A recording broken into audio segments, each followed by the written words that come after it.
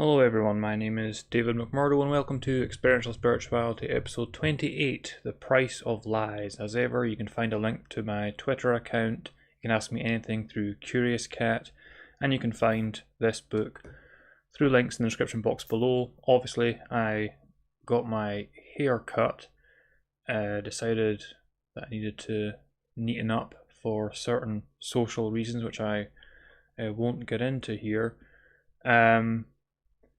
Now, I said last week that I almost certainly wouldn't be making a stream this week, and the reason that one of the reasons that I did, aside from the fact that I've got things to say today, is the fact that you'll notice that last week's stream is about half the length it was originally, and that's because, remember how I played that advert from Australia about COVID?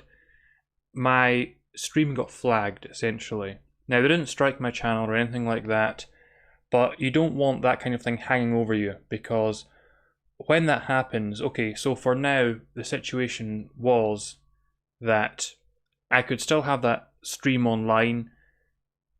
It was just flagged. It didn't actually have any effect, but for all you know, things can change down the line and the rights may change, so it's just not worth it. And the problem is, when I went to edit the video, I can cut that bit out, as I did obviously, but the problem is that the things I said for like the next 3/4 of an hour afterwards were directly related to the advert. So if I cut the advert out, I have to cut everything I said related to that subject out. Otherwise, the whole stream doesn't make any sense. So yeah, that's why last week's stream was essentially cut in half.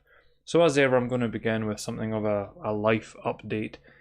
Had my second driving lesson this week, and it went well, went fine. I'm picking it up really quickly. I figured out a problem I was having. I was having a problem braking, essentially. Braking smoothly. I was always braking the car to a screeching halt. And I figured out the reason for that is that I had the soles of my feet on the pedals, essentially, which it turns out makes it very difficult to push down on the pedals gently. So I learned I had to put the edge of my foot on the pedals, and then I could more easily push the brake down and therefore brake more smoothly. So yeah, I worked that out. But at one point my instructor said, because as I said last week, we found this little place, it's kind of like a car park that I've been driving around in. But this week at one point, this instructor is someone who very clearly wants to consistently push me out of my comfort zone. So at one point I'm driving around quite happily in this car park, and she says, okay, now just turn out onto the road here. And I was like, excuse me? So yeah, I went out onto the road for a little bit and then back into the park. But I'm a very dangerous driver at the current time because I'm not observant at all. And the reason is that my brain is focused on remembering how to drive. And so when it comes to reversing or even just driving out onto the road, I'm not looking at all. I'm not checking the 6 directions you're supposed to check. I'm not even looking left and right when I drive out onto the road because my brain is too busy engaged with how to drive the car. And obviously that will change with experience. And it's not a problem when I've got an instructor there and she's got her own pedals so she can prevent any accidents happening. But that's obviously something that I'll have to get used to in time. Another issue I just developed this week, perhaps because I'm getting so used to how to drive a car now already, is the fact that legally there's so many things I noticed that I'm being taught that are officially the way you're meant to drive a car, but that no one actually does when they're out there driving a car. But you'll have to do it when you're going through your test, for example. One of those things is you've got to keep both of your hands on the wheel when possible. But I've been in cars plenty of times where people drive with one hand and things like that, and because I've got used to at least driving forward now, I've started getting more casual about it. So I'll have my right hand on the steering wheel and my left hand will just be resting on the gear stick or what have you, and that's a big no-no. So I started falling into that habit. But yeah, it's still a lot of fun. I'm having another lesson this week as well, and I always look forward to them. Again, it helps that my instructor is really nice. So now for the obligatory game development update. I'm really focused on my side-scrolling hack and slash game, and I haven't really talked much about that. The reason I'm focused on that one is because it's more immediately gratifying, because it's a side-scrolling hack and slash game, and so when you code something you can pretty much test it immediately. And what it is, essentially, is a homage to the kind of games I fell in love with in the early 90s, the likes of Golden Axe. Actually, the game is, in gameplay terms, is a mix between Golden Axe, the original Prince of Persia, and Last Ninja 2 Back with a Vengeance for the Commodore 64. Those are some deep gaming cuts there. Well, the Last Ninja 2 is anyway. And so it's a homage to those things, and its base resolution is 384 by 216, which is obviously very low, but that's as close as you can get to the Mega Drive slash Genesis's, the Sega Mega Drive slash Genesis's resolution. That's as close as you can get to that resolution in widescreen.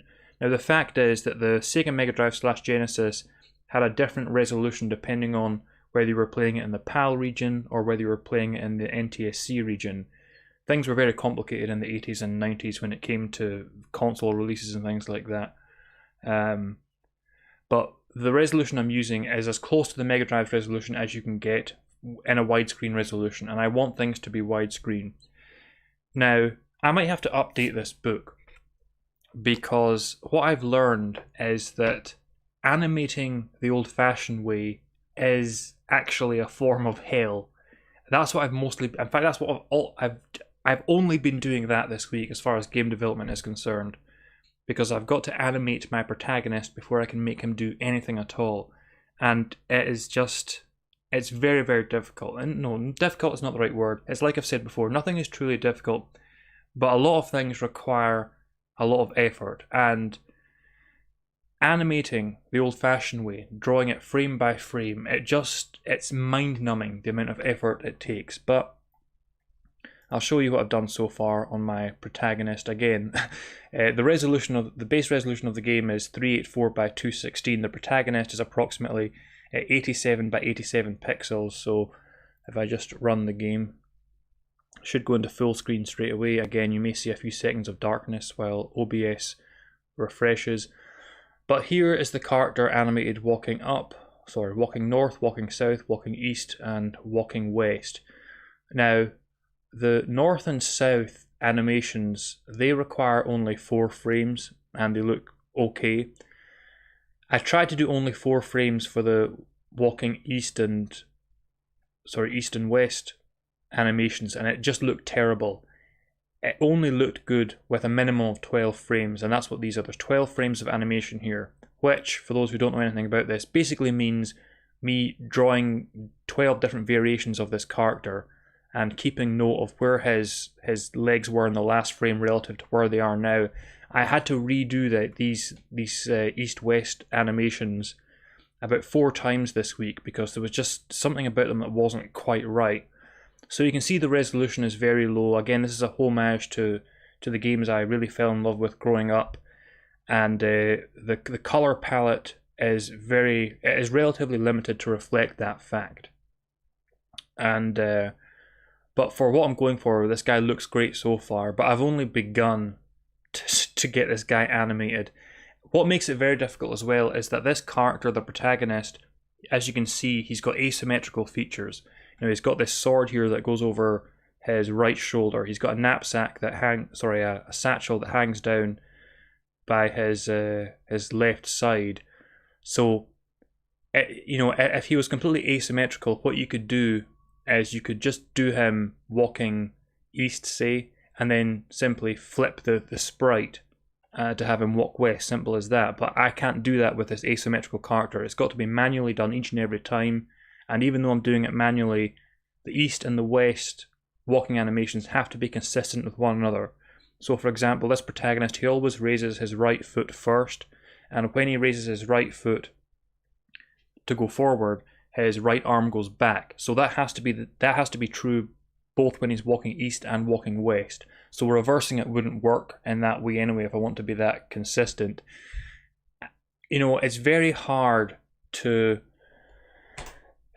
do realistic characters at low resolution and to animate them. It's very hard to do that, and this is precisely why so many indie developers go for a cartoony approach. There's so many examples of indie games that took a more cartoony, stylish approach, like Shovel Knight, for example. And the reason is that it's just easier to draw more cartoony things. Not that it's easy. It's not easy, don't get me wrong.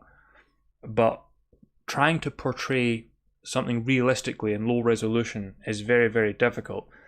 It's a real challenge. And that's why, again, most indie developers will opt for some cartoony style. I'll tell you one thing, you'll notice that his left arm doesn't move. His left arm, in the logic of the game, is he's grabbing onto his satchel to stop it moving. Now, the real reason for that is that initially I did have his left hand swinging back and forth, but because his satchel is in the way, if his left hand just swings back and forth like his right hand does, it gives the appearance that his satchel is ethereal and his left arm is just moving through it. So what I tried to do was I tried to have it that his left arm would swing back and forth, but it would go around the satchel. And the end result of that was that the protagonist looked very, very camp, because he was wandering around like this, sort of prancing around. It looked very, very camp, and it just wasn't the vibe I was going for. But it's very difficult to animate realistic characters, especially in low resolution, frame by frame. And like I was expressing my frustrations at this to Andrew yesterday, and he said it'll be Drustin versus the army of slimes. Yeah, because slimes are a great example of something that you can do so easily, because a slime is just an amorphous blob, and it's very easy to animate something like that. It's very difficult to animate something that is very specific, like an anatomically correct human, as I'm trying to do. So I've got him walking in all those directions now. I need to have him running in all those directions. I need to have him climbing. I need to have him wading through water. And then I've got to do all of those things again with a sword in his hand, because as you can see, he's got a sword on his back. And in the game, you're going to be able to have that sword out and therefore have combat mode on, and put the sword away and therefore not have combat mode on. And so I'm gonna have to do all these again, but it's going to be really simple. I'll delete the sword from there, stick it in his hand in each frame of animation. It's going to be really, really easy. And then I've got to animate all kinds of attacks that he's going to do.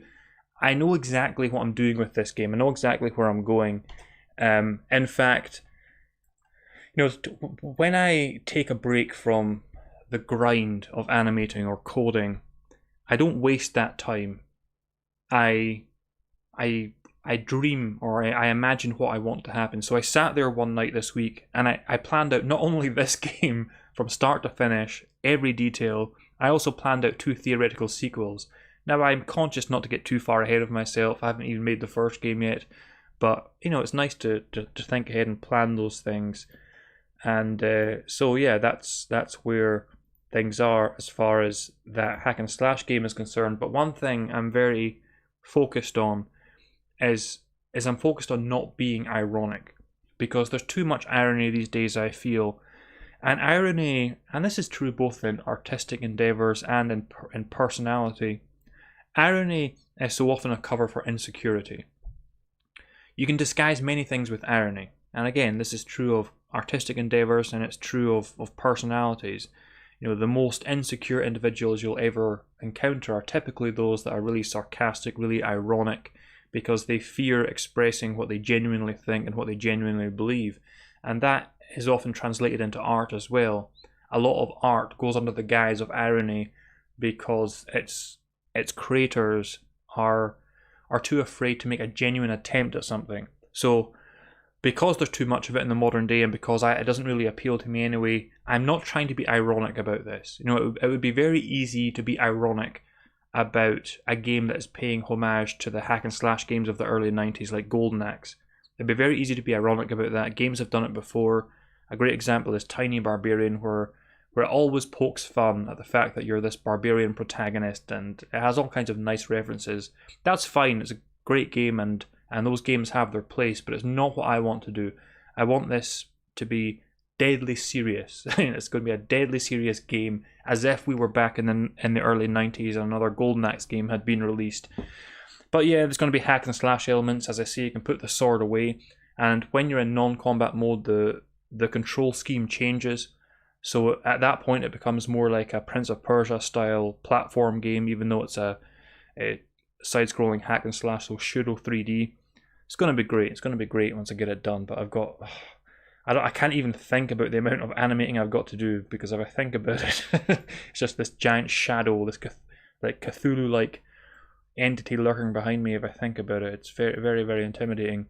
But I wanted to kind of use my game development to talk a little bit about art and different art forms and how what I'm doing here kind of plays into how I view art more broadly. And I do regard video games as art, by the way. There's that saying, art from adversity, meaning that if you're limited in your resources or in your means, it tends to be that you can create great art from that. Whereas if you have limitless resources at your disposal and you can create anything you want, it's somehow more difficult to produce something with integrity. And goodness knows we've seen enough examples of that in Hollywood, and it's certainly true in the video game industry as well. There's a very good reason that indie game development is so popular right now. It's because the big AAA game studios, they have become the gaming equivalent of Hollywood, essentially, in so many ways.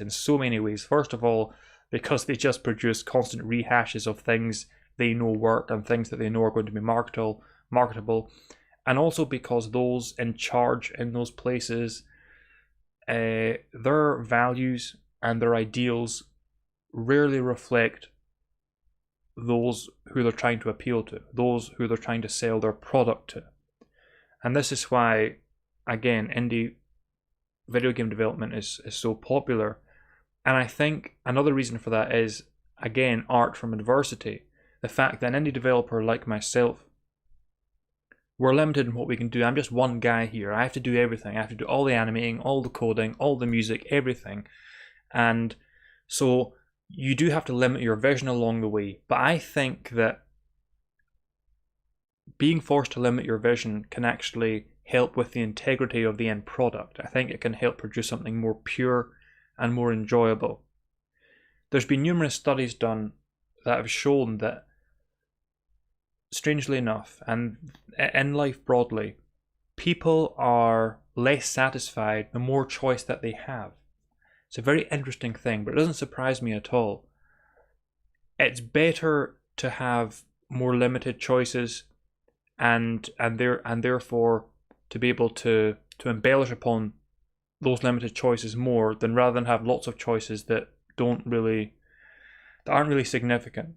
A great focus in AAA gaming in the modern day, of course, is to give the player as many options as possible. This is your game, do what you want with it, which in theory sounds good, but in many cases results in a very bland experience that doesn't really say anything, because it's not about a vision that the developers had. It's about them giving a toy box or a sandbox to the player and saying, there you go, create your own fun.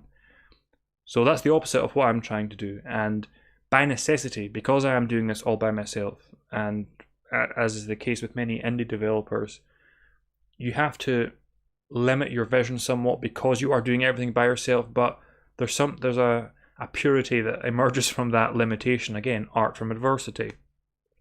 So as I'm thinking through what I want to do with this game, which is, again, a side-scrolling hack and slash game with platforming elements, I think to myself, okay, I can add non-player characters that the player can interact with, and I will. But then I can, you can go off in all kinds of directions. You can think about these things endlessly. I could turn it into a pseudo role-playing game if I wanted, but I know that would be going too far. So it's about thinking about what you can realistically do by yourself, and then expanding your vision to a point where things are interesting, but that don't stretch you and your resources, what you've got available, and also in a way that maintains the integrity of what you're trying to do. What is it you're trying to make? I think that's very important in all areas, not just gaming. So I'm very conscious of that. Now, I want to talk more about music because last week I talked about David Bowie's Outside album. I linked to it in the description box below, and I encouraged individuals to listen to it. It is my favourite album of all time, and it contains my favourite song of all time, Strangers When We Meet, which came at the end.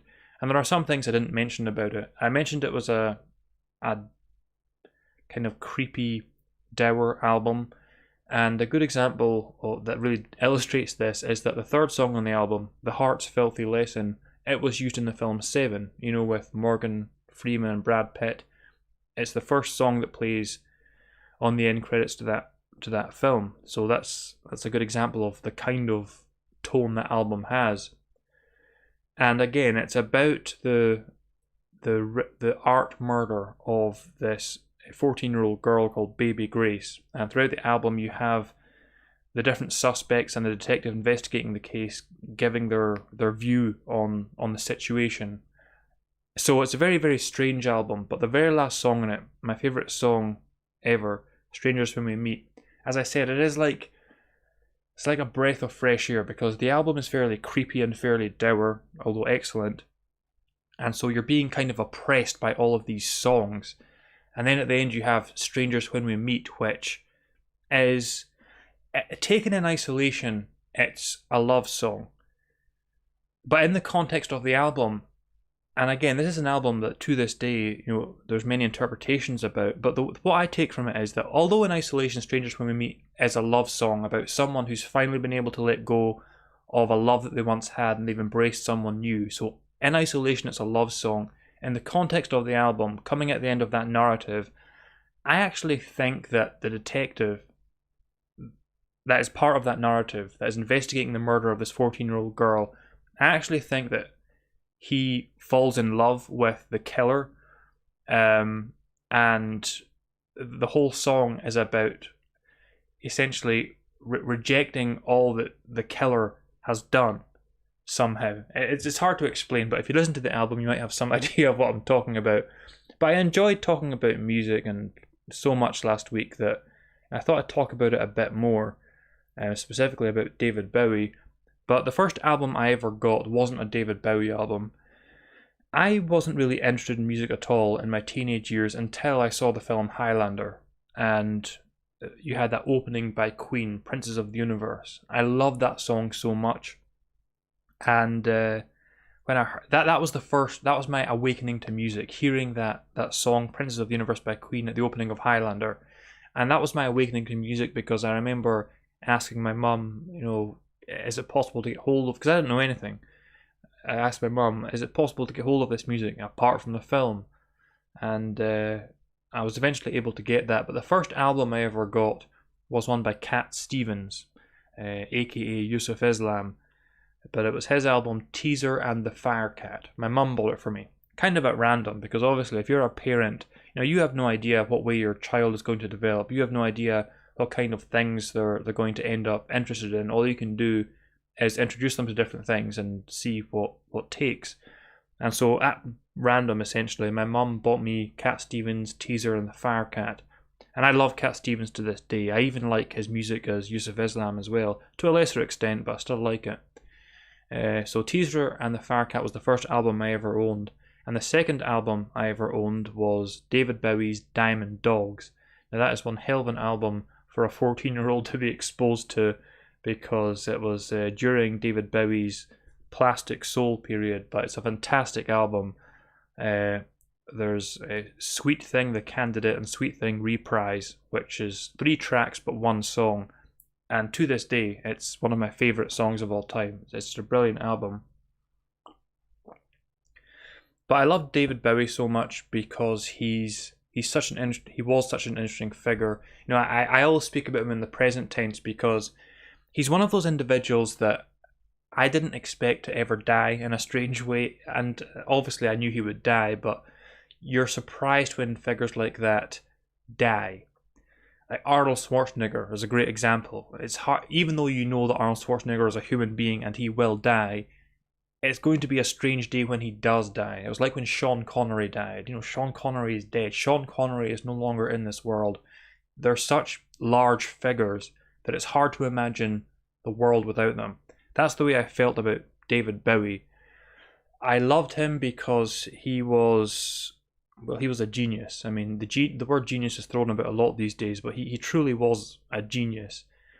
And what a lot of individuals forget about David Bowie is that people talked about his characters. That's one thing he was known for, portraying these different characters and singing from their perspective, and thereby bringing different forms of music and so forth. So obviously his most famous character is Ziggy Stardust. You have Aladdin Sane, Thin White Duke, so on and so forth. But what individuals forget is that David Bowie himself is a character, because David Bowie's real name is Davy Jones, or was Davy Jones. He was a working class kid from London. David Bowie himself is a character. David Bowie himself is a character playing other characters. Great example of this is his... See, David Bowie was always smarter than the media that surrounded him so many times. For example, his famed bisexuality. Now, I have no problem if anyone is gay or bisexual or what have you. I have no problem at all, but David Bowie was not bisexual in any way, shape, or form. And that sounds like an outrageous thing to say. That's to a lot of individuals, that sounds like someone saying, Freddie Mercury, he wasn't gay. No, Freddie Mercury was definitely gay, but David Bowie was not bisexual at all. That was part of his David Bowie character. He always gave these stories about how he had sex with this male, that male, and so forth, but there's no evidence that that ever happened. The thing is that David Bowie, famously in the 70s, of course, he played into the glam rock thing. He was playing up to an image because, as I said, there really was no David Bowie. There was Davy Jones, the working class boy from South London. David Bowie itself was a character playing other characters. So there's a lot of depth to David Bowie's presence. And the reason he did that, by the way, is because he was far too insecure, at least in his younger years, he was far too insecure to go on stage as Davy Jones. That's why he had this persona, David Bowie, who then played other personas like Ziggy Stardust. So there's a lot of interest in that to me, because obviously, spiritually speaking, our personhoods are a temporary persona anyway. Necessarily, David McMurdo is a temporary persona that exists in my mind for as long as my mortal form around which it centers exists. Once my mortal form is gone, the egoic identity that is David McMurdo is gone as well. So when you have a figure like David Bowie who consciously plays with personhood in the way that he did, that is really interesting to me. Now, obviously, I didn't know any of this back in my teenage years, but in hindsight, it's even more interesting to me now that I know what I know, spiritually speaking. And so he's just a fascinating character. And another thing he's known for is being something of a chameleon with his music. Again, part of that was the fact that he was playing different characters. So I talked about his Outside album last week, released in 1995, kind of an obscure album that a lot of even David Bowie fans don't like. What I want to talk about this week is his first album. This is kind of complex. David Bowie's first studio album was called David Bowie, but that's not listed as his first album. That's not officially part of his catalogue.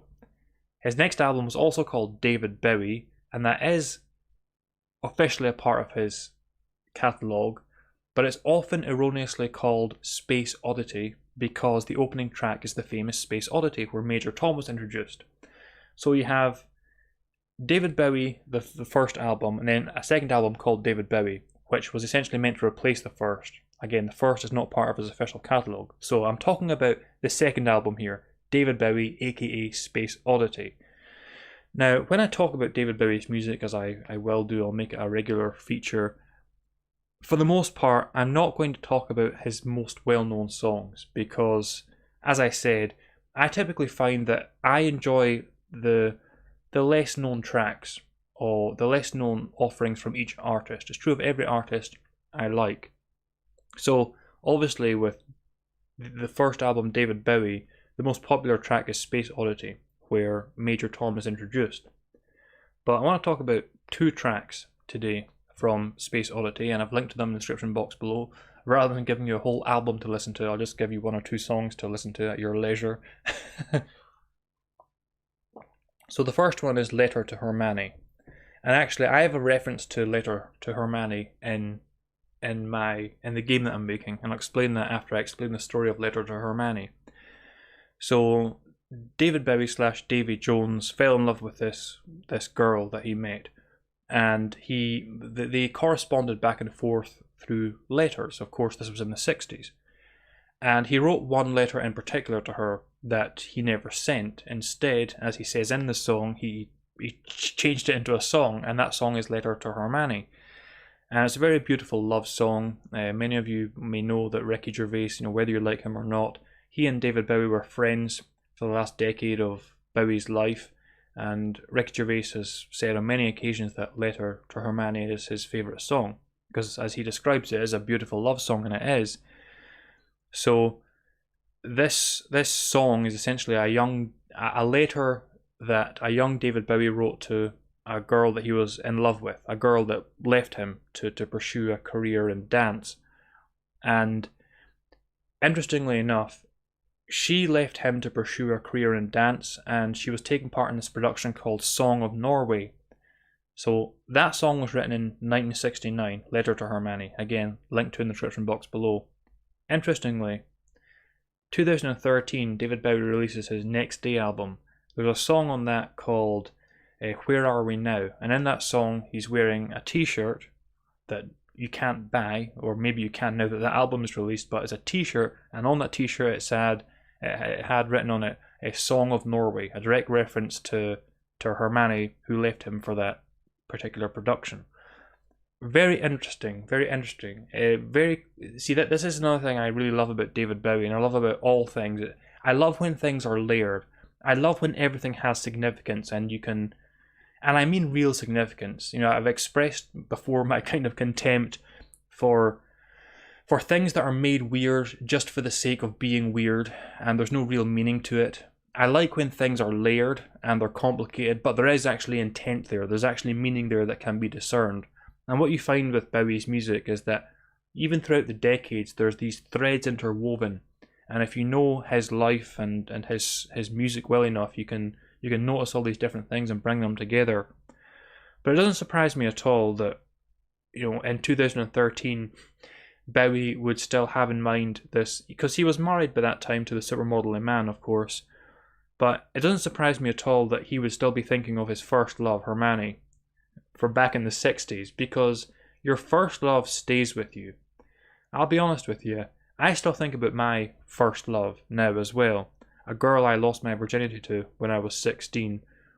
I'll often, well, I say often, not too often, I'm not insane, but I'll sometimes look her up on Facebook to see how she's doing. And the answer is not well, by the way. She unfortunately got heavily involved in drugs and so forth, and her life has been on a downward trajectory. And oddly enough, I knew that was going to happen to her even as a 16-year-old. I just knew it. I mean, obviously, well, not obviously, but she wasn't doing drugs at the time or anything like that, but I could just tell, because she'd had a really troubled upbringing, and I could just tell that she wasn't going to have an easy time of life. And, being a 16-year-old in love, I had that kind of savior complex that men so often do, where they think they can save this girl or that girl. But she was my first love, and so every so often I'll look her up on Facebook and see how she's doing, and again, she's never doing well. But the point is that, how old am I? Oh yeah, so 20 years later, I'm still thinking of that first love of mine, even though I've had countless relationships since then. So yeah, I understand why David Bowie might have this love in the 60s, and then in 2013, in one of his music videos, make a little obscure reference that only a diehard fan would notice. I understand that. And it wouldn't mean, for example, that he still fancied Hermione. It wouldn't mean that he regrets that he didn't end up with Hermione and he secretly resents his wife and man.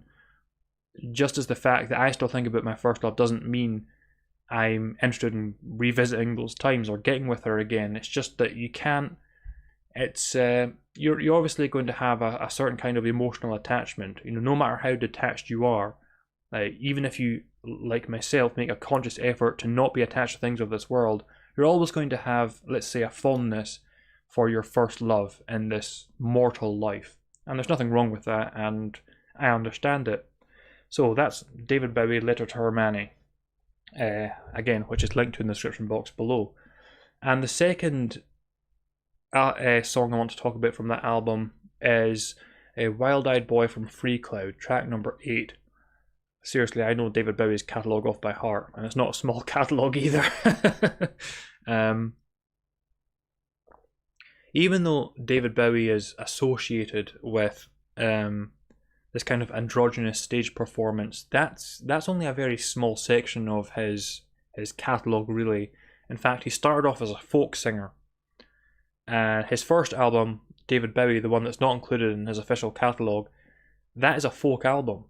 And what's interesting about the second album, David Bowie / Space Oddity, is that it represents a transition from folk to this kind of queer rock and roll, I guess you could call it. Am I allowed to say that these days? I don't know, but that's what they called it back then. Because track number 8, Wild Eyed Boy from Free Cloud, this is the point. It's like this splits the album in half, not numerically, but in terms of its musical style. Because it starts off as a folk song, and it just sounds like a regular folk song. But then at a certain point, Bowie kind of starts. He unleashes, essentially. He lets his vocal range be known, and he sings about how it's really you. It's really me, really you, and really me. And so it's weird. You got this song where Bowie is kind of consciously transitioning from a folk musician into the kind of rock and roll star he would become better known as. It's really, really interesting. It's a really lovely song as well. So again, I'll put a link to that in the description box below. So that's why I want to talk about David Bowie and all of his characters, and I want to continue to talk about his different albums and some of the songs on them, because obviously Bowie is hugely relevant to my life, and I derive a lot of significance from those songs. So when I talk about Bowie and his songs, I'm not really just talking about Bowie and his songs, because I'm using them as a platform to talk about other things, essentially. So, on to more, different subject matter. It was just announced earlier today by the government that, or last night perhaps it was, I don't know, I only looked at Twitter this morning, so I don't know when it was, but Boris Johnson, or let's just say they're thinking about scrapping the whole vaccine passport idea in this country. The problem with that, of course, is that they said they weren't going to do it at all at one point, and then they introduced it, and now they're saying we're not going to do it anymore. So basically, we can't trust what they say. We can't believe a word they say. So you can't celebrate this because they've lied twice before on this issue. So why wouldn't we assume that they're lying again? And as someone pointed out, and I think I retweeted them, this is what an abuser does. An abuser will abuse you, yes, but they'll only abuse you so far, because they know that if they abuse you too much, you'll realize that things can't get any worse, and you might start resisting or otherwise doing something to escape from that abuse. Now, what an abuser will do is they'll abuse you to a certain point, and then they'll do what they call love bomb you, where they're suddenly really nice to you for a period. That's what they'll do. I went out with a certain girl who I talked about at the time, and she is genuinely, and I don't say this lightly, and I would never describe any of my other exes like this, so this isn't some weird ex thing. Now, she is genuinely a sociopath, I will say that. She would do that to me all the time. She would treat me like absolute garbage, right up until the point where I got really fed up with it, and I was on the edge of just getting rid of her altogether, and then for a period she'd start being really nice again just to reel me back in temporarily. As someone said, that's essentially what the government is doing. The way they're speaking, it's like being in an abusive relationship, quite honestly. So yeah, you can't even celebrate at this seemingly good announcement because they've lied to you twice before, so why wouldn't they be lying again now? In less serious news, but more entertaining news, the trailer, first two teaser trailers and then a proper trailer for The Matrix 4 came out this week. And There are few films that I look forward to in the modern day, but The Matrix 4 is one of them. I hated The Matrix when it first came out, back when I was still in high school, just because everyone was talking about it. You couldn't escape from it. Everywhere you went, someone was talking about The Matrix. It was only later on, when the hype had died down, I was able to sit down by myself and watch the film and appreciate it, and it became one of my favourite films of all time. And I'll say that I even like the sequels. I really do like those sequels as well. Certainly, if, let's say, the first Matrix film had been made, and for some mad reason, the producers came to me and said, "Hey David, we want you to helm the next 2 Matrix films," I wouldn't have taken the story in the same direction that they ultimately did in the 2 films that followed the first one, but I still like them for what they are. And I was really impressed by the 2 teasers and the official trailer for The Matrix 4 because, as I said on Twitter, there's signs of the same superb writing that characterized the first 3 films. There's a quote that I mentioned on Twitter in the trailer, if I can just find it. And it's a very mystic quote, which is of no surprise because the first 3 films were influenced by Gnosticism, by mystic thought broadly. And the quote from the film is, "What's real is here and now. Anything else is just your mind playing tricks on you." Of course, I talk about this a lot in my book. I talk about it a lot here on this channel. That's just a truism. You are spirit. You are awareness. You are consciousness. To spirit, to awareness, to consciousness, there is no time. There is only what I call the eternal moment. Whatever you did in the past was done in the eternal moment. Whatever you will do in the future is done or will be done in the eternal moment. All we have is this eternal moment. So the quote is exactly right. What's real is here and now. Anything else is just your mind playing tricks on you. That's absolutely true. What's real is here and now. Anything else, i.e. anything in the past, anything in the future, it is just your mind playing tricks on you. It's just something you have in your mind, a narrative concerning past events and a narrative concerning events that may or may not occur in the future. The only reality is here and now. Again, it's what I call the eternal moment. So I was pleased to see that because obviously when you're making a follow-up to a series that ended around the 2000s, the ones responsible, the Wachowskis, and there's only one Wachowski doing it this time around, but they could so easily screw it up. They could so easily have lost their touch, especially since the Wachowskis, they haven't really been known for anything since The Matrix, so they could easily have lost whatever amazing ability they had to produce that kind of film. But judging by the quality of writing demonstrated by that trailer, I think it should be really great. Now, do we need a 4th Matrix film? No, the Matrix trilogy is perfectly fine on its own, but you know, if the writing is as sharp as it was in the first 3 films, and if it's good, yeah, I won't object to them telling another story in that universe. Tate says, "Here we are, born to be kings with the princes of the universe." I love that song to this day. Agaratos Henosis says, "The Animatrix episode Second Renaissance was going to be remade as a prequel movie with Matrix 4. Now we're just getting 4, but I'd recommend watching the episode. It may be on YouTube.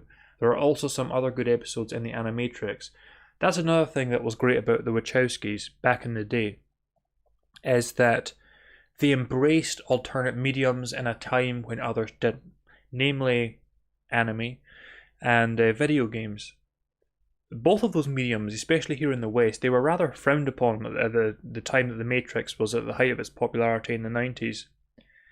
And so when producers and directors, when they were somehow involved in those side projects, they wouldn't give them much the time of day. But actually, in the case of the Wachowskis, no, the Animatrix and the video game, what was it, Enter the Matrix, The Path of Neo, things like that, they were considered canon. I don't know if they still are. I don't know if the Matrix 4 will change that, but they were considered canon, and the Wachowskis took those forms seriously in a way that, again, few others did. So that was something I always appreciated as well about them. And I'm really looking forward to The Matrix 4. I actually think it's going to be very good. I don't know how I'm going to see it. I don't know what they're doing with films these days. Ideally, and I know for a fact this day will come, I just wish it would come sooner. You know, these days you've got all these different streaming services, you know, pay however much for this, pay for this, pay for this, pay for this. It's such a hassle. I mean, all I want is for films new released, rather than me going to my cinema, look, just release it on Amazon Prime. Yeah, I'll pay £15 to watch The Matrix 4 on Amazon Prime on the day of its release. I'd be willing to do that, okay? I just would. Just make it easy, just make it simple. So the main theme of this episode is, as the title suggests, the price of lies. I was originally going to call it the price of untruth. Unfortunately, with the way I do my thumbnails and, you know, with the little icon that is in the bottom right hand corner of the screen, I only have a certain amount of word count. So I had to call it the price of lies. And of course you'll notice that I've updated my little icon, I've updated my thumbnail, because I always feel that my thumbnails and my icon, they have to reflect the way I look at any given time. And obviously now that I've cut all my hair off and shaved, you know, I had to use updated photos, which I did. But I do want to talk about the cost of untruth, the price of lies, as it were. And you know, we see this a lot in the modern day. And the problem with untruth, the problem with living with a lie, is that first of all, it defiles your conscience, and that in turn separates you from God.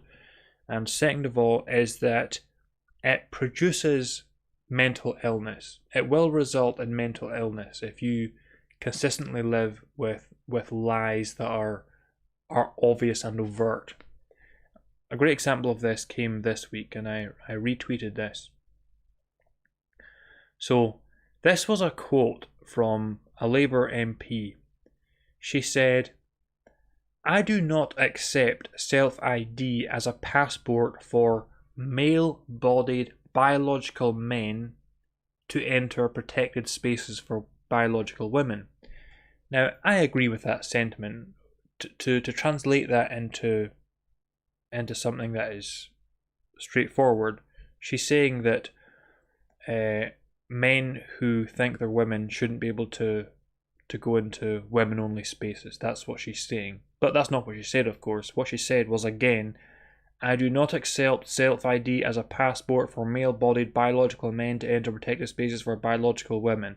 And that's what happens when you buy into a lie, when you believe untruth, or otherwise feel obligated to honour untruth. There is no such thing as a male-bodied biological man. And what exactly would that mean? Let's break that down.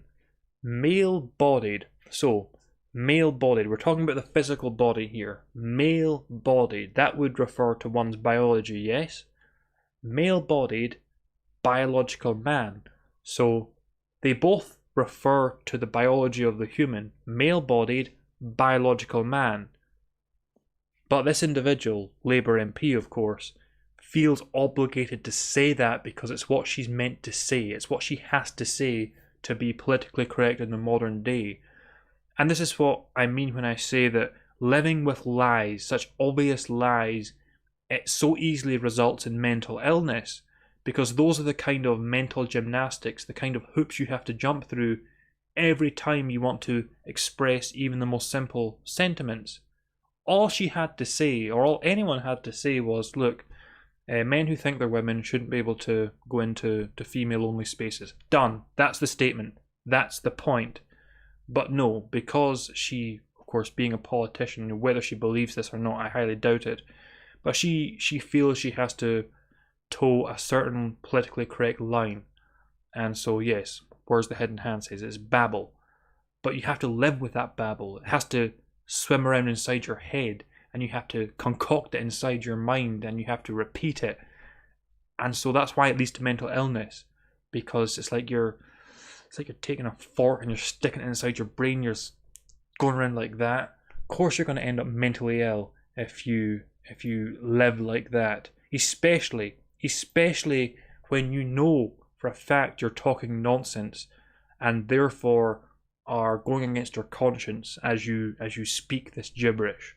That is a sure way to mental illness, and you can't let anyone break you like that. It's like in I know it's such a cliche thing to refer to now, but it's like in 1984 when they get Winston to talk about how 2 plus 2 is 5, when it obviously isn't. But they know that if they can get him to confess that, then they've broken him, because they've made him deny what he knows to be true and confess a lie. And so much of what goes on in the modern day in society is just a gaslighting campaign. Look, everyone here knows, and despite how the media present it, believe me, the vast majority of people know, whatever they say, the vast majority of people in the Western world know that a biological man cannot become a biological woman and vice versa. They know that for a fact. Now, whether they confess to knowing that, that's something that's their business, and it's something they'll have to deal with because they're knowingly lying if they're towing the line. And just to be clear, I have no problem with trans people. I have no problem with individuals doing what they want with their own lives, be it their own bodies or their own minds. I have no problem with that whatsoever.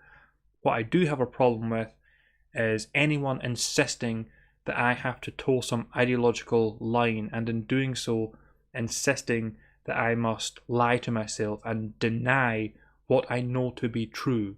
And what I know is that biological men cannot become biological women and vice versa. That is just a fact. Oddly enough, just a few hours ago, there was the results of a fight, an MMA fight, where a former soldier who now goes as a female beat this female fighter, and obviously so this is causing more controversy because it was such an obvious pummeling.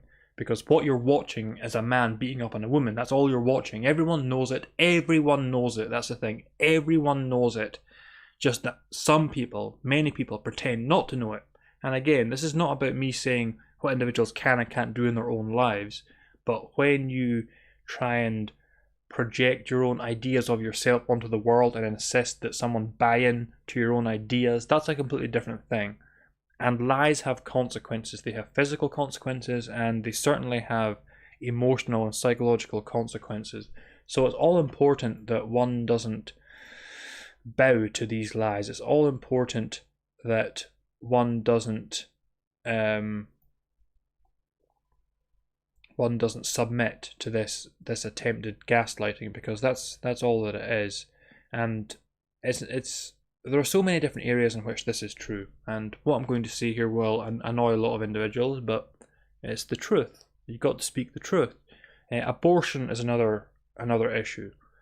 Abortion is the murder of an unborn fetus. That's what it is. And the very word fetus, you can say it's technically correct, but it's so obviously used in a way to disguise the fact that you're dealing with a human being.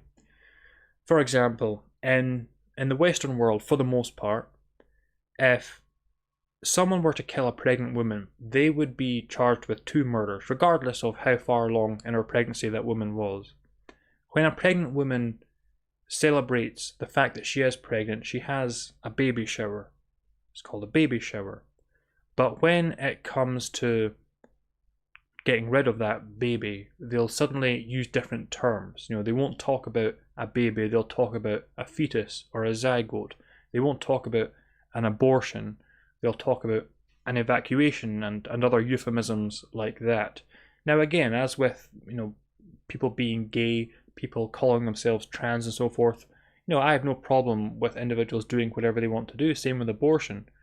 People should be free. I'm not one of those individuals who's ever going to be campaigning for this and that. I talk about that in my book. It's worldly causes that I'm just not concerned with, but the truth is still the truth, and if anyone thinks that they're going to undergo that kind of thing and not have it haunt them for the rest of their lives, well, they're simply wrong. Someone can hate everything I'm saying. Someone can hate everything I'm saying here and disagree with it profoundly, but I'm not wrong. And if you think that, again, you're going to do these things, if you think you're going to live with all these lies and suffer no consequences, then you go ahead and try that. But I can assure you that you're wrong. And it's as simple as that, because you can't lie without consequence. Another example is atheism, where individuals deny God, and they deny it so repeatedly, and so they just need to insist it, and it becomes obvious after a point that it's no longer about convincing anyone else. It's really about convincing themselves, because their conscience convicts them of the erroneous nature of what they're saying. This is true in every case. It's why individuals from these different groups that I've mentioned, they're so loud and outspoken about the rightness of what they are doing or what they want to do. It's not about convincing anyone else. It's about trying to silence the voice of their own conscience. But unfortunately, you can't silence the voice of your own conscience in that way. The only way you're going to soothe your conscience is to do the right thing in the end. And a lot of these individuals will never realize that. So again, do what you want. I don't care. It's your life. Do what you want. I have no interest in controlling what anyone else does. I have no interest in telling anyone even what they should and should not be doing. But it is just a simple reality that if you dishonor the truth in any way, if you live with any kind of lie, you will suffer the emotional and psychological and spiritual consequences for doing so. Agaratos Henosis says, I heard Communist China wants to invade Taiwan. If they do it could escalate into international conflict.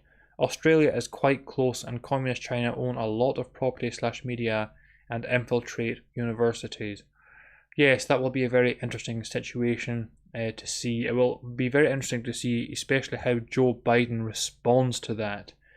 Because, see, this is one of those situations where it's talked about a lot, how a lot of people speculate, let's just say, that many Western politicians are in the pockets of the Chinese, which would make sense because, as Agaratos explained, the Chinese have a lot of power economically and in terms of business. So it will be interesting to see what happens if they do invade Taiwan, because that is a subject that in the past Western politicians have been very stern upon. So if they do invade Taiwan and Western politicians stand down and do nothing, that will really expose them as complete hypocrites, even more than ever. So it will be interesting to see what happens there. Yeah, I heard Communist China wants to invade Taiwan. If they do it, it could escalate into international conflict. Australia is quite close, and Communist China own a lot of property/media and infiltrate universities. But it's like I was saying last week, and I can't even remember if this section got cut last week because I cut so much of it because of that advert. So, yes, it is bizarre that the communist Chinese government, they seem to be more traditionalist than the Western governments are in the modern day. And this is another reason, as far as I'm concerned, to just stay out of these worldly affairs altogether. I mean, it's fine to talk about them and so forth, but I'm not about to get intellectually and emotionally invested in these things, because it's just the world doing its thing. Tate says, he who blasphemes against the Holy Spirit will not be forgiven, either on earth or in heaven. Yes, and I believe I explain that in my book. Thank you for giving me an excuse to read a bit from my book. The problem is, I did talk about that, and I talked about it. Which context did I discuss that in? It must have been in the context of religion, right? Or was it in the context of religion? I can't remember now. See, this is what I was saying recently, is that I've got to the point with this book where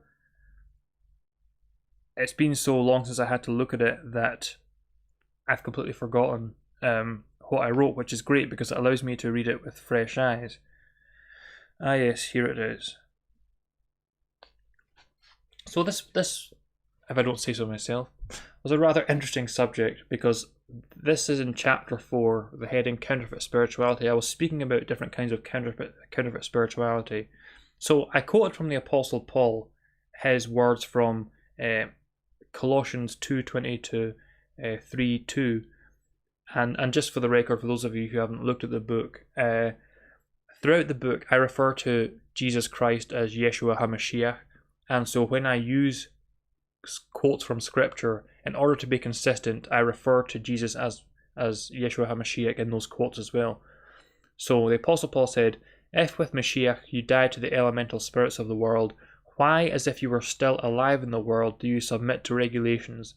Do not handle, do not taste, do not touch," referring to things that all perish with use, according to human commands and teachings. These indeed have an appearance of wisdom in promoting self-made religion and asceticism and severity to the body, but they are of no value in stopping the indulgence of the flesh. If then you have been raised with Mashiach, which means Messiah, by the way, seek the things that are above, where Messiah is, seated at the right hand of God. Set your mind on things that are above, not on things that are on the earth. And I start by saying, the word idolatry is often taken to refer only to the literal worship of physical idols that represent deities other than the one true God. But within the Abrahamic traditions, idolatry is the act of venerating anything that is not God as though it were God, including that which was intended to depict God, whether or not it is a physical idol. I alluded to this within the very first chapter when I emphasized the importance of distinguishing between matter, mind, aether, and spirit, because idolatry fundamentally is when one mistakes either matter, mind, or aether for spirit, which is the essence of God. A major source of conflict, and this is where we get to the blasphemy of the Holy Spirit, a major source of conflict between Christianity and Islam is that while most Christians believe Yeshua to be God, the second person of a triune being, Muslims identify him as being another human prophet of God. And so from an Islamic perspective, most Christians are guilty of idolatry by worshipping Yeshua as God. Within Islam, idolatry is known as shirk, and it is the one sin that is unforgivable. Therefore, this theological divide cannot easily be bridged. The one unforgivable sin within Christianity is known as blasphemy of the Holy Spirit, and it could be considered a complement of shirk, for to blaspheme the Holy Spirit means to attribute the activity of the Spirit to evil forces. And so you see this very plainly in the Gospels, given the contexts within which Yeshua evokes blasphemy of the Holy Spirit, namely that Yeshua is performing his ministry, and the Pharisees and the Sadducees and the scribes they're coming up to him and they're saying, he's a servant of Beelzebub, and it's in that context that Yeshua brings up blasphemy of the Holy Spirit, and therefore you get the clear meaning of blasphemy of the Holy Spirit, which is that you're seeing the works of God, but you're attributing them to evil forces. Which, as I say, is rather like a complement to the Islamic shirk. So it's a very interesting subject, but and I think what Tate was indicating there, you could look at another kind of blasphemy of the Holy Spirit, which is, again, to go against your conscience. When you know something is right, God through your conscience is telling you that it's right, and you don't do it, or you do that which your conscience is telling you is wrong. That's to turn your back on God and do the opposite of what he's telling you. The problem is that in the secular Western world, individuals don't recognize the intuition and their conscience as the voice of God. If they did, they would treat those things more weightily. Because if from a secular perspective your conscience is just something that nags you sometimes, then it's very easy to dismiss it and to convince others to do likewise. But if you realize that it's the voice of God speaking to you, dismissing it carries a bit more weight, at least for anyone with sense. So, continuing on with the price of lies, the current big deception just now, of course, is the whole social credit system that the governments of the West are trying to introduce, and they're beginning, of course, with vaccine passports. And in order to get to this point, the governments of the West and the media in the West have had to build lie upon lie upon lie. Now, I can't say too much on this subject because I'm on YouTube, of course, but I think we all know what those lies and what the deceits are. And even though many of them have been fully acknowledged, even in mainstream media now, you're still on dodgy ground speaking about them openly on YouTube, so I won't. But a lot of individuals, just as with the whole male to female thing, there are a lot of individuals who know perfectly well the truth about masks, about lockdowns, about vaccine passports. They know perfectly well what this is all really about, which is introducing a communist style, a Chinese style social credit system. That's all it's about. And as many great thinkers have observed, if you make people afraid, you can get them to accept anything. But as Benjamin Franklin said, those who would surrender their freedom for safety deserve neither. Quite right. But there's so many people living with that line now. And just to be clear on the issue of gender, I have a very particular view on this subject, which I've never really talked about before. I mean, I talk about it in the book, obviously, and I think I've mentioned it briefly, but the thing is, when it comes to what you might call the trans lobby or the alphabet groups, whatever, the problem is, for them, is that there's really no consistent narrative on what they believe the truth to be. So, there are some who will seem to argue that a biological male can become a biological female and vice versa. So, someone might go up to a representative of that group or a member of that group and say, look, it's simply ridiculous to say that a biological male can become a biological female and so forth. But then if you do that sometimes, you'll get this response. They'll say, well, look, no one is saying that a biological male can become a biological female. What we're saying is that physical sex is distinct from gender. Gender is something in the mind and it's a social construct. So no, of course we're not saying that one can change sex, but we are saying that gender is a spectrum, let's just say.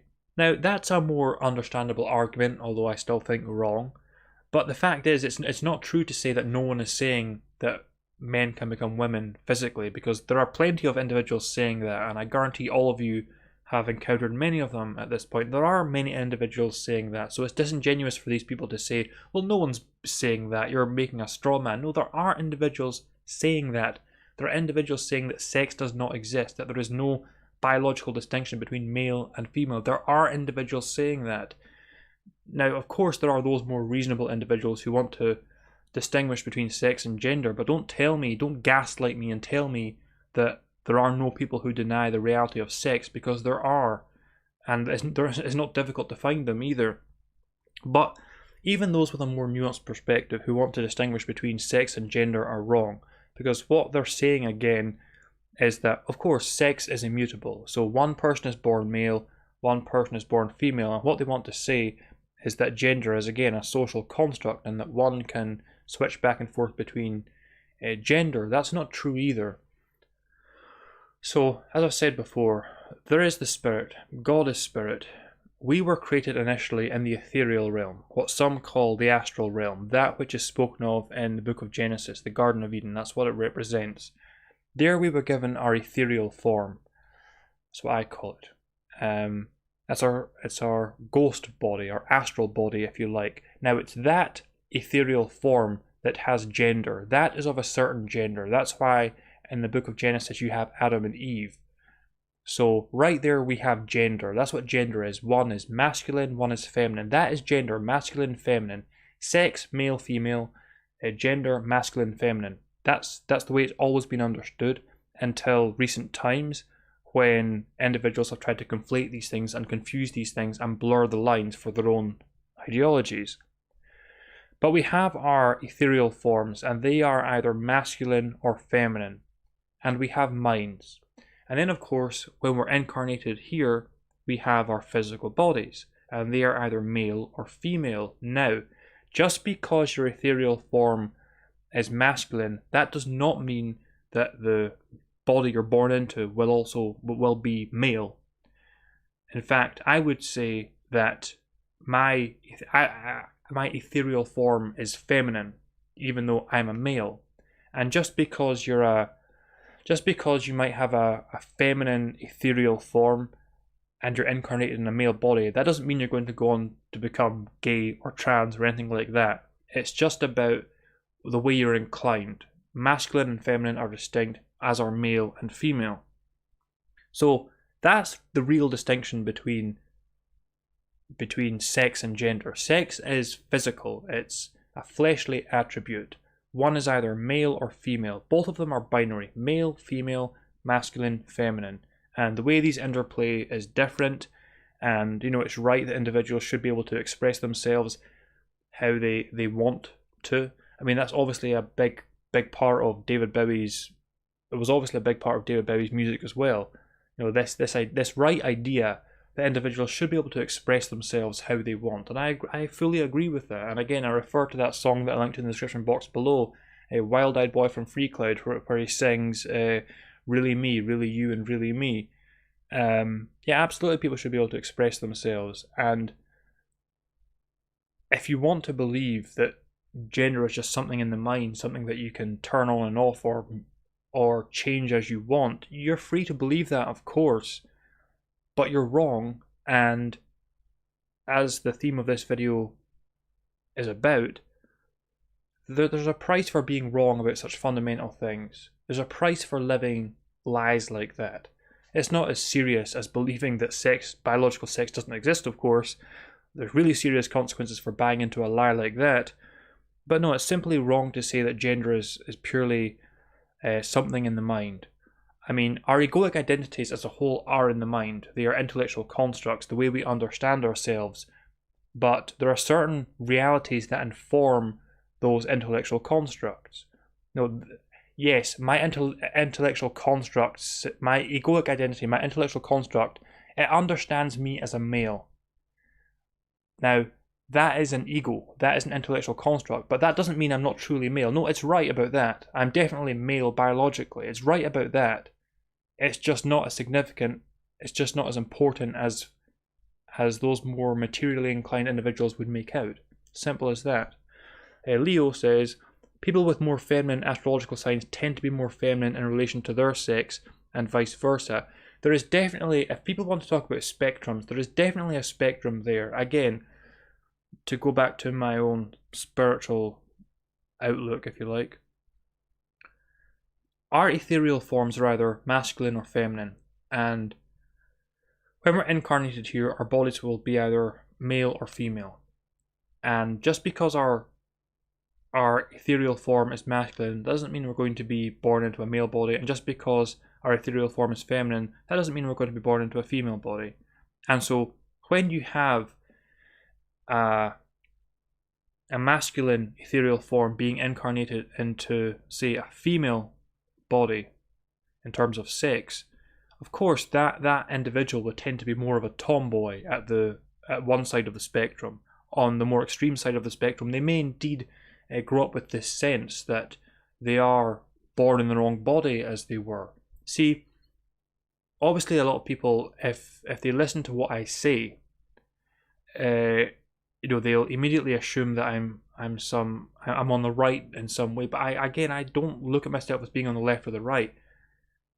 I try to acknowledge reality. I try to acknowledge what is real. And so, despite what people might assume, I don't at all deny the experiences that these individuals talk about. This feeling that one is not able to express what they truly are. This feeling that they are trapped in the wrong body. I fully, the idea that individuals know they're gay from a young age. I fully accept those things. I fully accept those realities.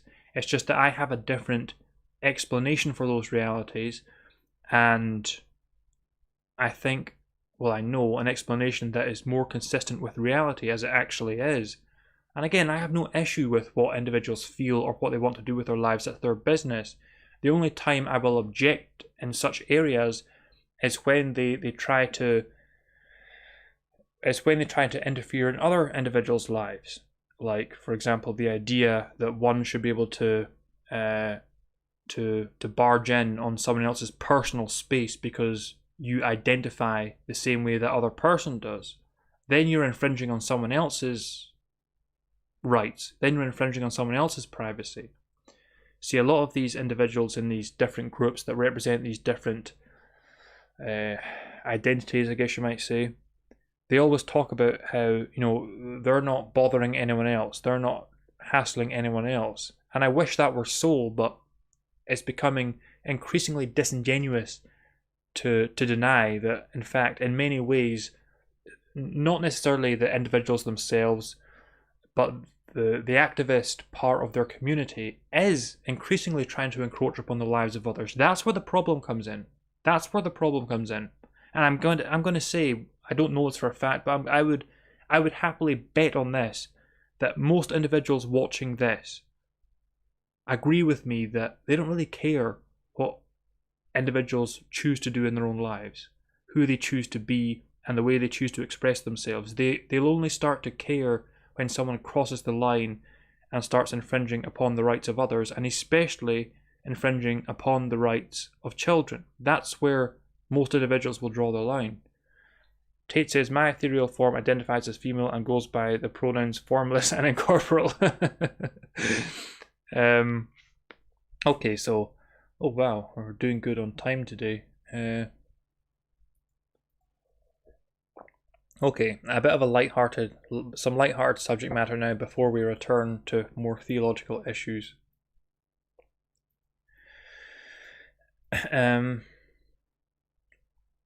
So there was 2 alleged Loch Ness Monster sightings of late. Okay, so now I've linked to these in the description box below. I can only apologise to the horrific websites I had to link to in the cases of Loch Ness Monster sightings.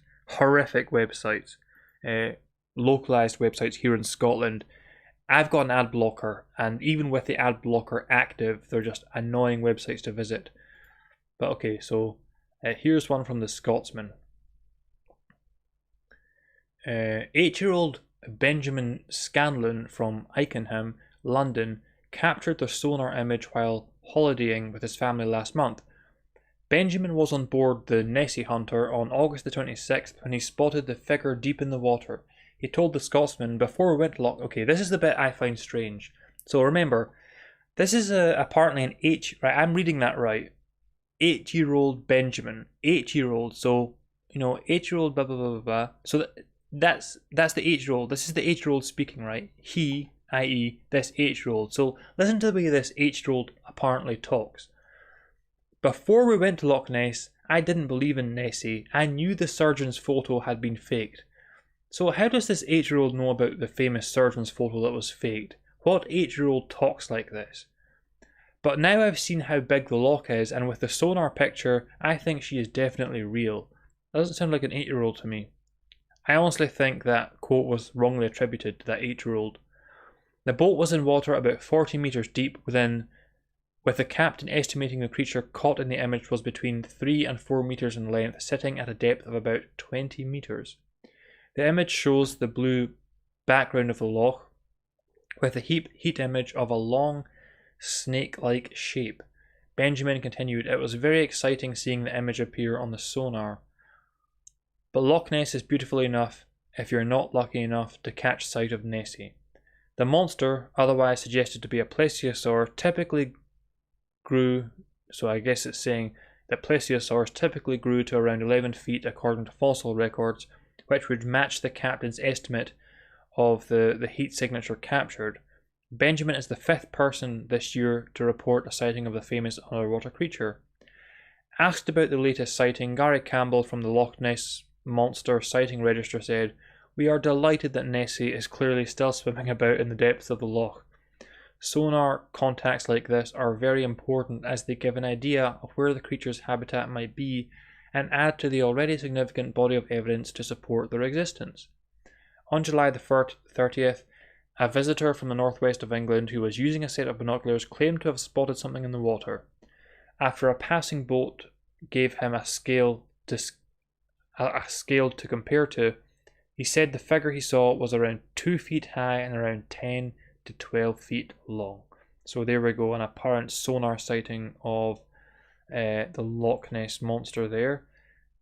It's yes, Gunther, I'm sorry. The hair and the beard are gone. Like Samson, I am just bereft now.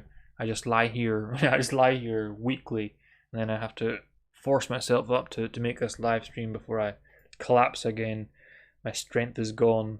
But yeah, I had to neaten up for social reasons. So here's the next Loch Ness monster story. Nessie fanatic Eowyn, okay, I can't pronounce that Gaelic name, claims he recently recorded the Loch Ness monster on his webcam after spotting a disturbance in the water and two solid back shapes. Now, if you actually watch this, usually when you watch this kind of footage, you're straining your eyes to see, well, what on earth is this? Where is it? What? But actually, this one is very evident. Maybe you won't be able to see it on YouTube, but again, the link is in the description box below. See that shape there? You can see it moves from here to here. Now that is definitely a big thing, whatever that is. The problem is, what is it? It could be so many things. It could be a school of fish. It could be an eel. It could be a log. So it's undeniably a massive thing, but is it the Loch Ness monster? Well, there's nothing to go on there. Unfortunately, it's interesting, but there's nothing to go on. So there was apparently footage of the Bigfoot captured this week as well. Okay, I'll tell you right now, I don't believe this for a second, and I'll explain why. But here's the footage, and I've done you a massive favour, and I've muted the sound because it's very cringe. In fact, no, you know what? I'm going to let you suffer this sound as well. This comedy horror music they played over this.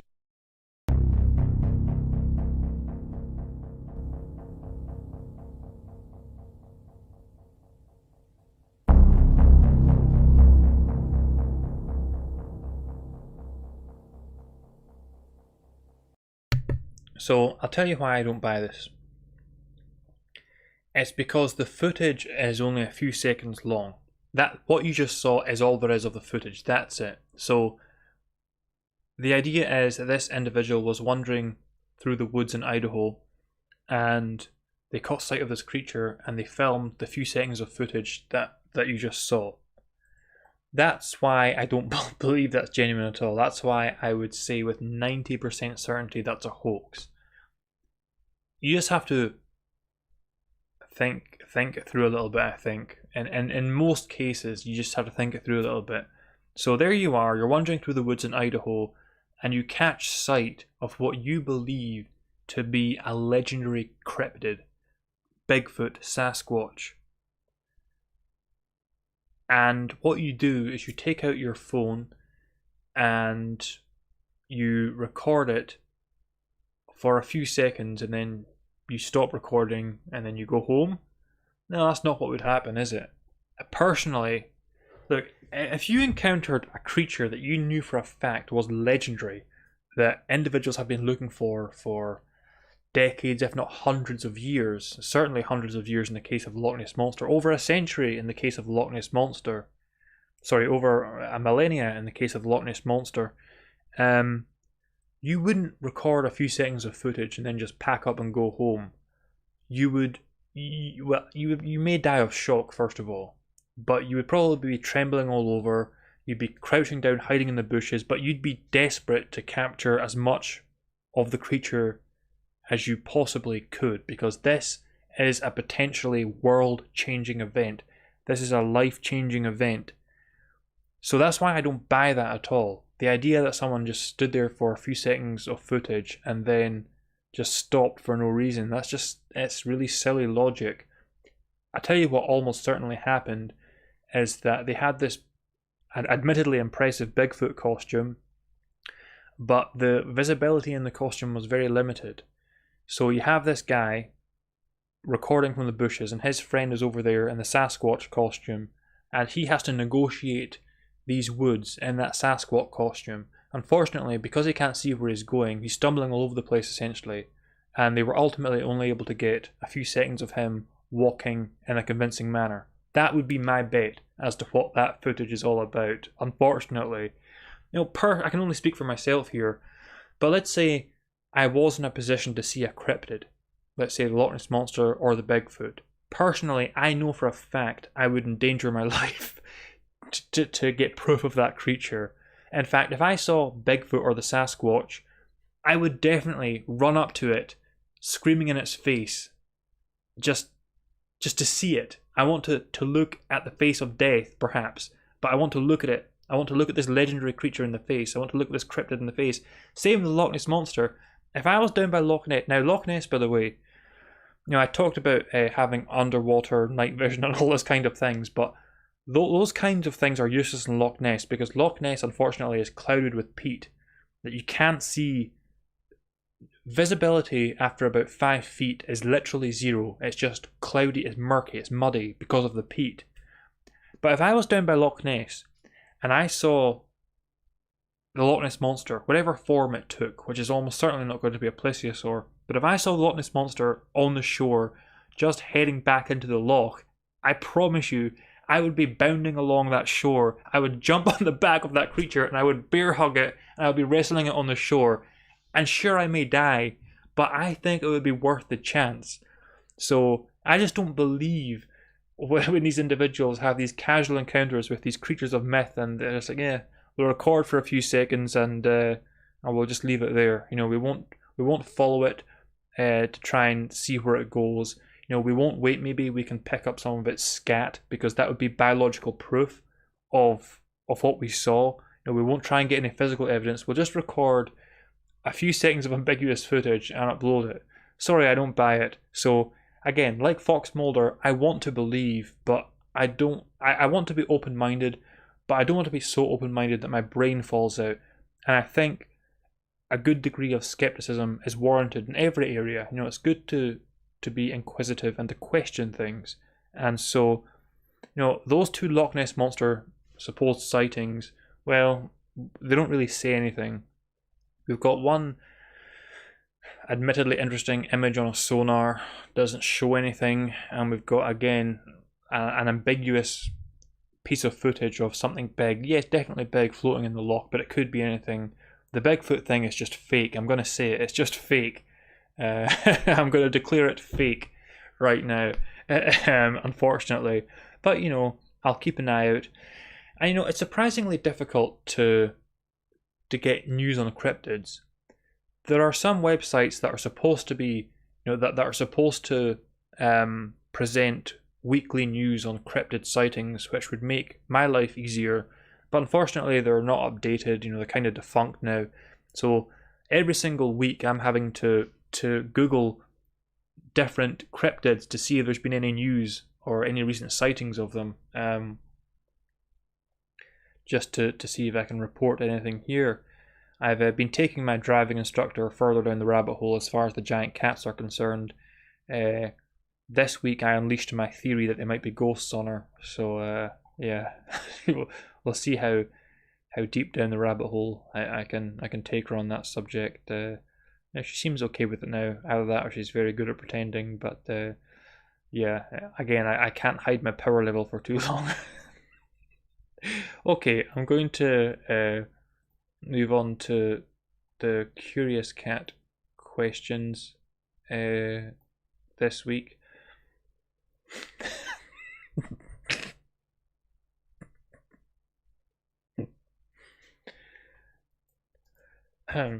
Violence. Why do secular societies refuse to acknowledge that there is a nuance to violence but label the act as an absolute evil? My tinfoil hat theory is that the West got psyoped into thinking so that they won't fight against the system in power. I don't think that's tin hat at all. I think that I think it's perfectly observable that that groups are hypocritical on such subjects when it suits them, and none more so than the government. Especially modern Western governments, because they're obliged to put up a facade of decency and of civility. But of course, any government by nature, it needs to use force. It needs to weaponize its military in various different ways. And you may agree with those ways or you may disagree with those ways, but it has to do that. So there is an inherent hypocrisy in any government talking about non-violence as if it's the only way to live in all circumstances, because governments themselves do not do that. But of course, the reason the government, above all other groups, the reason that they emphasize non-violence is because they know perfectly well, and I believe, especially in the Western world now, I believe that they are increasingly afraid of their population. They are increasingly afraid of the population turning on them, because they know, no matter how advanced their weaponry is, no matter how powerful their military is, they know that if they lost the population, if the population turned on them, they would not stand a chance at all.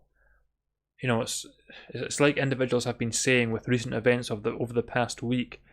You know, those on the left used to often mock the idea that the armed citizenry could stand up against the government and the military with its bombers and so forth. But, you know, Afghanistan has just shown, you know, what a determined and consistent effort, even from a poorly equipped guerrilla organization, you know, the kind of fruits it can wield. I think governments live in perpetual fear of that.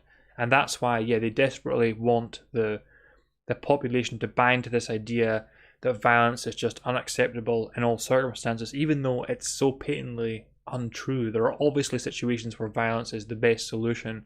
You know, I talked before, and I talk in my book about how, yes, Yeshua did teach pacifism. He taught his disciples pacifism. No doubt about that, because that's what was appropriate for Yeshua and his apostles 2,000 years ago. Even so, let's imagine that Yeshua or one of his apostles was walking along one day and they saw someone attacking a child, and they couldn't reason with this individual, and they knew that the only way to stop that individual attacking that child was to use violence. Does anyone really think that Yeshua and his apostles wouldn't save that child using violence? I mean, we can't answer those questions with certainty, but I think that you'd agree with me in saying that, yeah, they almost certainly would, because I think, I know that Yeshua would have been smarter than to think that you can have some ironclad principle for all occasions. It's about obeying the will of God, about obeying your conscience. And if Yeshua or his apostles saw a child being attacked and they knew that violence was the only way to stop that attack, I'm sure they'd engage in violence, despite the fact that they taught pacifism. There's no doubt in my mind. But governments don't want individuals to see that, and so another one of their major tactics, of course, is divide and conquer, because as long as the people are divided among themselves, they're never going to unite and therefore potentially turn against the government. And the problem with divide and conquer, as I've said before, the reason it's such an effective tactic is that even if you personally are aware that the government is engaging in divide and conquer, even if you know that the government is turning one part of the population against another, the fact is that if other individuals in the population aren't aware of that and they see you as the enemy, you have to deal with that. And that's what makes divide and conquer such a powerful tactic, because in order for divide and conquer to be defeated, to be thwarted as a tactic, everyone that is being subject to it has to acknowledge it as a tactic and has to see the way that they're being played. Unless everyone sees what's happening, then there's going to be no unity and therefore no resistance. That's the big problem. Tate says, as with UFOs, there is a belief you only see these extraordinary sightings if you are personally ready to see such things. I do agree with that. Tate, quoting William J. Casey, a CIA director, says, "We'll know our disinformation program is complete when everything the American public believes is false." That's another thing, isn't it? It's amazing how brazen a lot of these individuals are. Like the things that Alex Jones talks about. Now, for the record, I'm not a huge fan of Alex Jones. I used to be at one point, but I'm not in the modern day, purely because he's one of those individuals that I really think has he's bought into his own persona consciously. He's become too self-aware, so he plays up his act, and he becomes a bit too much like a clown in the modern day, in my opinion. But you know, the things that Alex Jones talks about, these are things that are said openly by these people. They're written in documents, they're on websites. These are These are things that anyone could access at any point. These individuals are very brazen and very open about their intentions and what they would like to see happen in the world, but they can afford to be because they know that most people won't look because they just don't care. And I guess that's the biggest tragedy of all, but it's the way of the world.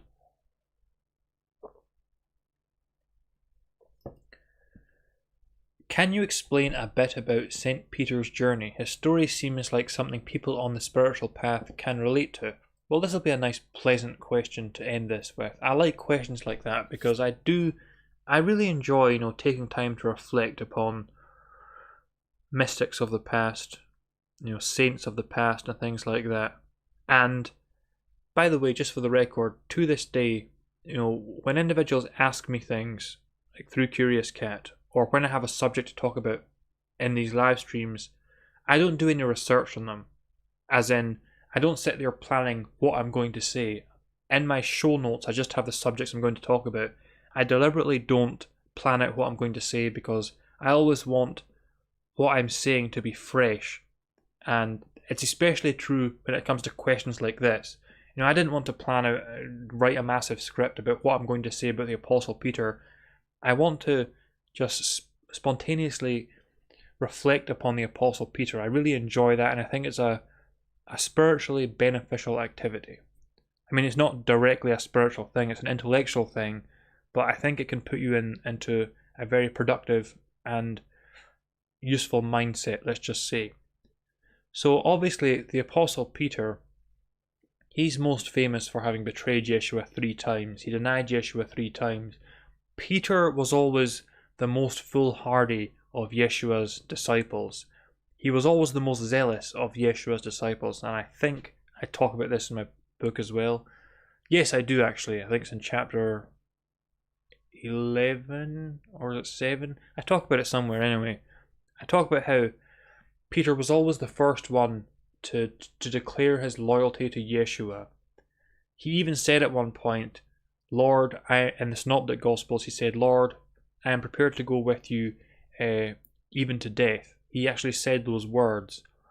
But in the end, when it came down to it, and he was put in a position where he would have to confess to being a follower of Yeshua in front of others, and this happened while Yeshua was on trial, by the way. When he was put in that position, he gave in to fear. He denied being a follower of Yeshua. He denied famously 3 times that he was the follower of Yeshua. And this was, of course, something that Yeshua had prophesied. Yeshua said to him, Peter, before the rooster crows 3 times, you will deny that you know me. And that's what came to pass. And so Peter is a great example of someone who was overzealous. He was too confident in his own ability, or in his own courage, or in his own faith, his own trust, shall we say. He thought he was ready to follow Yeshua to death, but when it came down to it, he really wasn't. Of course, in the end, Yeshua repented, and there's that lovely final chapter in the Gospel of John where Yeshua basically has Peter confess his wrongdoing to him, and it's a really wonderful thing I'd love to elaborate on again at some point. And Peter ultimately, according to Catholic tradition, did die in the name of Yeshua, as did the Apostle Paul. So Peter is usually just seen as an example of someone that is foolhardy, that thought he was ready for something that he really wasn't, and that ultimately failed Yeshua when it came down to it. And that's what happened with him, because of course there's a big difference between believing that you'll do something in a certain situation and then actually doing it when the time comes. And Peter is a prime example of someone who thought he'd be able to stay loyal to Yeshua, but ultimately didn't. Now, what I've just said there is fairly commonly talked about when it comes to the Apostle Peter, but something else that sometimes occurs to me about Peter is that here's what I think the fundamental problem is, and I've never heard anyone else say this, so that's why I want to say it, because I don't want to just say the same things that everyone else is saying, is that I think that fundamentally he loved Yeshua more than he loved God. I think that was fundamentally the problem. I think he was attached to Yeshua the person, and he didn't get the greater spiritual ramifications and the greater spiritual consequences of Yeshua and his ministry and what his place in that ministry was to be.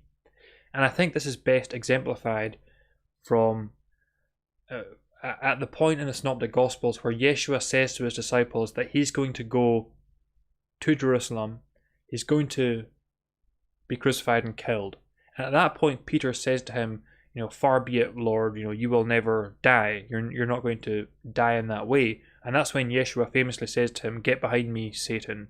You're a hindrance to me, for you seek the will of man, not the will of God. In other words, saying to Peter,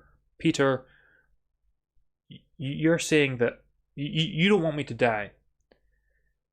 And theoretically, that would be a good thing. You think it's good. Of course, you don't want your friend to die. But what you're expressing there, your desires there, they are fleshly desires. You're only looking at things from a fleshly, human, materialistic perspective. You're not seeing the greater picture. It's the will of God that I go and die. But you don't care about the will of God. What you really care about is your own personal attachment to me as Yeshua the human.